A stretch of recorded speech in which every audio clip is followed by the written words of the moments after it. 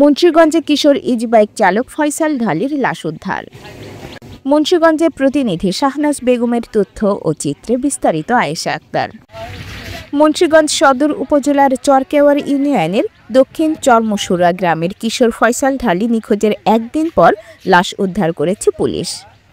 পারিবারিক সূত্রে জানা যায়, বুধবার ২৭ আগস্ট সকাল ৭টার দিকে ইজি বাইক নিয়ে বের হন তিনি।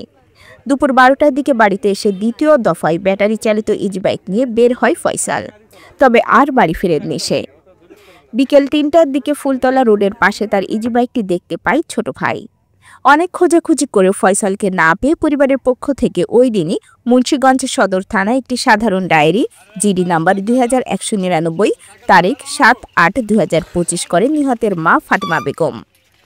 সন্ধ্যা ৭টার দিকে ঘটনাস্থলের পাশের একটি ঝোপে ইজি বাইকের একটি ব্যাটারি দেখতে পান স্থানীয়রা। ইজি বাইকে মোট ৪টি ব্যাটারি থাকলেও নিখোঁজ ছিল ৩টি।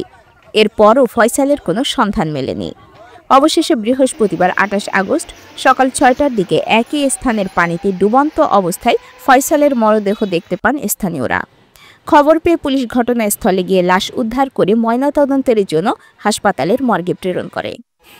নিহতের পরিবার দাবি করেছে ফয়সালকে পরিকল্পিতভাবে হত্যা করা হয়েছে এবং এ ঘটনার সুষ্ঠু তদন্ত সহ দোষীদের দৃষ্টান্তমূলক শাস্তি দাবি করেন তারা।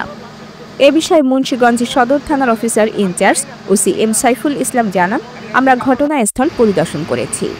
ইজি বাইক ও মরদেহ একই স্থানে পাওয়া গেছে। প্রাথমিকভাবে এটি হত্যাকাণ্ড বলে মনে হচ্ছে। তদন্ত সাপেক্ষে আইনগত ব্যবস্থা নেওয়া হবে।